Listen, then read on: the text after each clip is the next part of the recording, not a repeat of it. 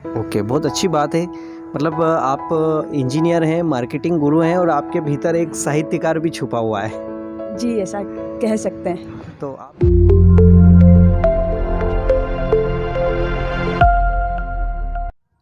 नमस्कार साथियों, मैं उमेश। आज हम हैं जावरा के ऐसे पवित्र स्थान पर दादा गुरु के सानिध्य में, और मेरे साथ जावरा की बेटी और जावरा की बहू दोनों ही हैं।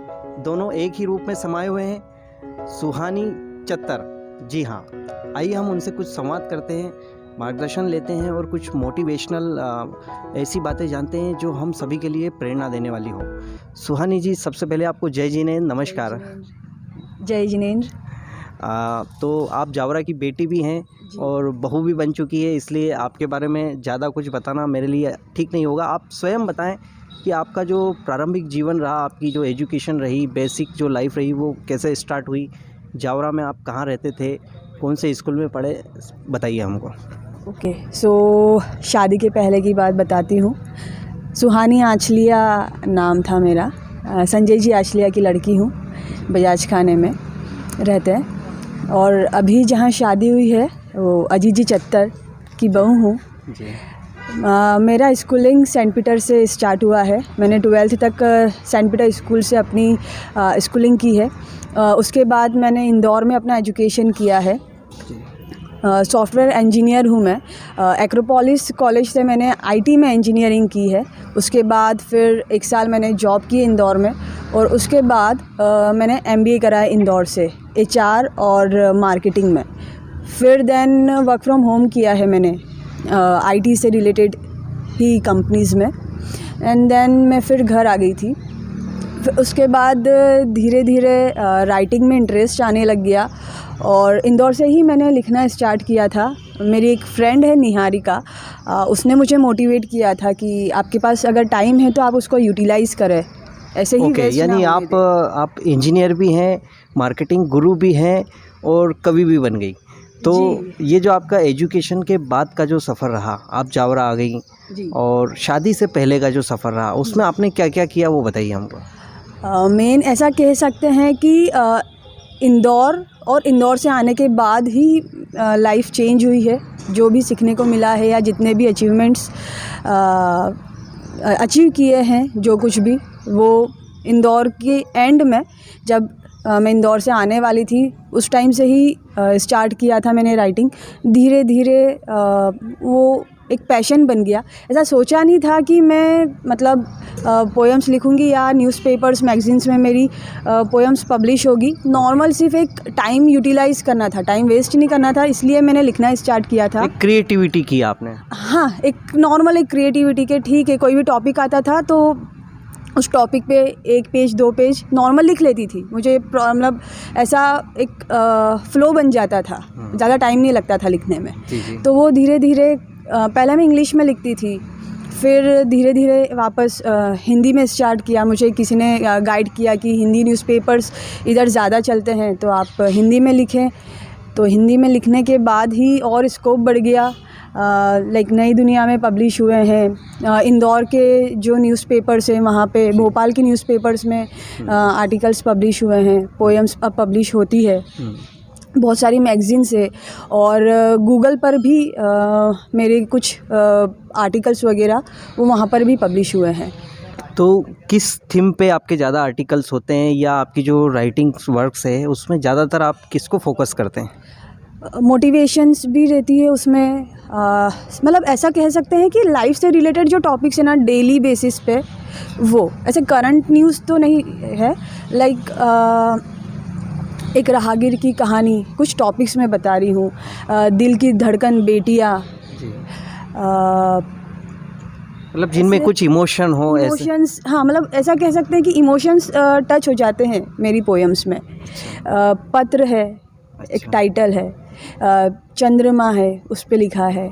एक हिमालय और आसमान, उन दोनों के बीच में क्या रिलेशन होता है, उस पे पोएम लिखी है। तो ऐसी मतलब 100+ पोएम्स और आर्टिकल्स मेरे पब्लिश हो चुके हैं। ओके, बहुत अच्छी बात है। मतलब आप इंजीनियर हैं, मार्केटिंग गुरु हैं और आपके भीतर एक साहित्यकार भी छुपा हुआ है। जी, ऐसा कह सकते हैं। तो आप कुछ अच्छी एक दो पंक्तियाँ अगर आप हमें बताएं आपकी कविता की, जो आपको बहुत अच्छी लगती हो या हमेशा आपको याद रहती हो। एक फेवरेट पोएम है मेरी जो मैंने खुद ने लिखी है, उसका टाइटल है एक राहगीर की कहानी। अच्छा। तू अकेला चला था, तुझे अकेले ही चलना है, ना कोई तेरा था ना कोई तेरा है, तू कर्म लेकर आया था, तुझे कर्म लेकर ही जाना है। आया है तो एक काम कर, इस नफ़रत भरी दुनिया में अच्छाइयों के बीज बो दे। कल तू नहीं रहा तब भी तेरे अच्छाइयों के वृक्ष ज़रूर लहराएंगे, जिससे तू युगों युगों तक याद रहेगा। बस रख हिम्मत अकेले चलने की, एक दिन पीछे तेरे काफ़िला होगा, क्योंकि तू अकेले आया था, तुझे अकेले ही जाना है। क्या बात है, आपने बिल्कुल जीवन का रहस्य इस कविता में बता दिया है। अकेले व्यक्ति हर आया है और उसे अकेले ही जाना है। तो निश्चित ही आपका ये जो कविता वाला पार्ट है, इसको आप और धीरे धीरे आगे बढ़ाने वाले होंगे। इसको लेके क्या योजना है आपकी?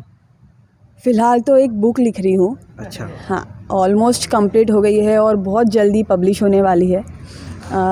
आई विश इसी ईयर पब्लिश होगी वो बुक है जैनिज़्म पे बेस्ड है। वो जावरा की जितने भी मंदिर है, टोटल 8 जिनालय हैं यहाँ पे। हाँ। उसका पूरा इतिहास स्टार्टिंग से एंड तक। अच्छा। हाँ, वो ऑलमोस्ट मतलब कंप्लीट हो गया है कंटेंट, बस थोड़ा बहुत डिज़ाइनिंग पार्ट बचा है। निश्चित ही जावरा का जैन समाज और जावरा का जैन इतिहास बहुत गौरवशाली रहा है। और आज हम जिस जगह पर बैठे हैं, ऐसे दादा राजेंद्र सुरेश्वर जी महाराज साहब, उनका भी यहाँ पर जो है क्रियोद्धार स्थली रही है। तो ये एक बहुत अच्छी बात है कि आप सारे जिनालयों को एक बुक में लेके आ रही हैं। जी, एक्चुअली मोहन खेड़ा में केसी जैन सर है, उन्होंने मुझे कॉल किया था। उन्होंने मेरी पोएम कहाँ पढ़ी थी तो उनको बहुत अच्छी लगी थी, तो आगे से उनका कॉल आया था और उनका कहना था कि आप जावरा पे एक बुक लिखें और सारे मंदिर का एक इतिहास लिखे। क्योंकि लास्ट यतीन्द्र विजय जी महाराज साहब, मिच्छामी दुक्कड़म यतीन्द्र सुरेश्वर जी महाराज साहब ने लिखी थी बुक। उसके बाद मतलब नहीं हुई पब्लिश, कोई और ने नहीं लिखी थी। सो उनका ये कहना था कि अब आप लिखें तो एक बार वापस डेटा कलेक्ट हो जाएगा। ये बहुत अच्छी बात है, हमको इंतज़ार रहेगा।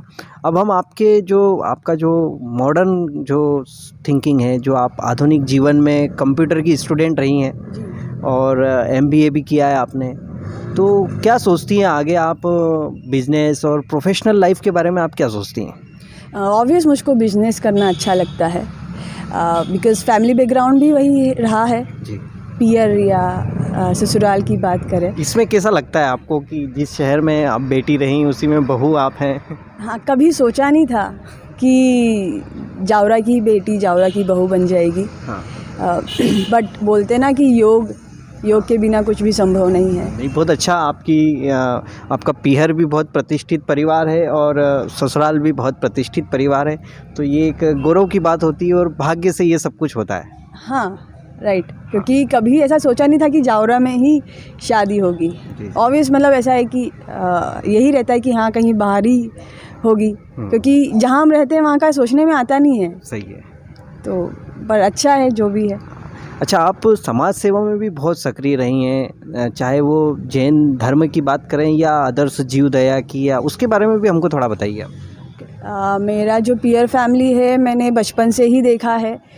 जो मेरे छोटे दादाजी थे स्वर्गीय मदन लाल जी आचलिया, जिन्होंने अपना पूरा जीवन जीव दया के प्रति समर्पित किया है।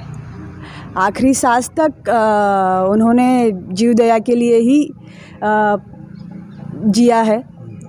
सो बस वो है पापा है, यानी आपके जो है जीन्स में ये चीज़ आपको मिली है। बिल्कुल कह सकते हैं कि जीन्स में ही है, बिकॉज़ करना नहीं पड़ता है, अंदर से ही वो दया भावना आ जाती है कि हाँ जीव दया करनी है। मतलब किसी भी पशु पक्षी को देख के उनके प्रति अपने आप दया आ जाती है, या फिर कोई साधर्मिक है, कोई ऐसा पर्सन है जिसको नीड है, तो ऐसा है कि किसी को बोलना नहीं पड़ता है कि आप इसकी मदद करो, अंदर से ही ऐसा आ जाता है कि हाँ इसकी हेल्प करनी है। और ज़रूरी नहीं है कि किसी को बताना, ठीक है। ऐसा कहते हैं ना कि दान पुण्य करो तो एक हाथ से करो तो दूसरे हाथ को भी पता नहीं चलना चाहिए।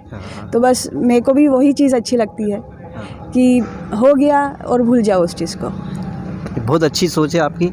तो सुहानी जो है एक खजाना है, इनके पास बहुत सारी विधाएं और बहुत तरह की इनकी क्वालिटी है, तो बहुत लंबा हो जाएगा।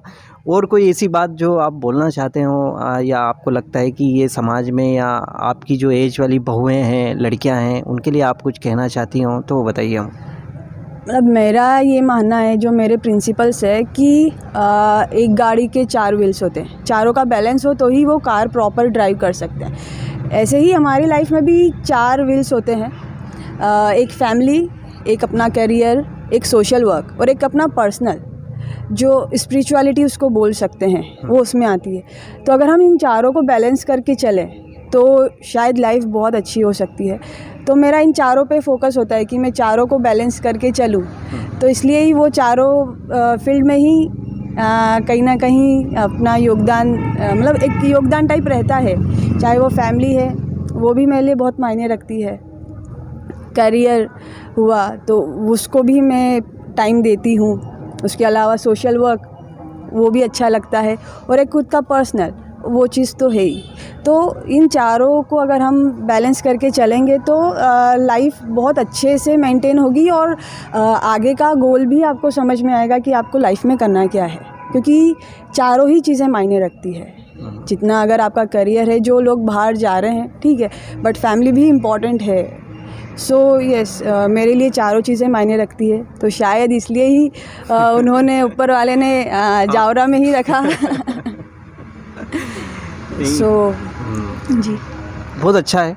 और आपने अभी एक शिविर भी, धार्मिक शिविर भी किया था, उससे भी आपने बहुत कुछ मैसेजेस दिए थे जी।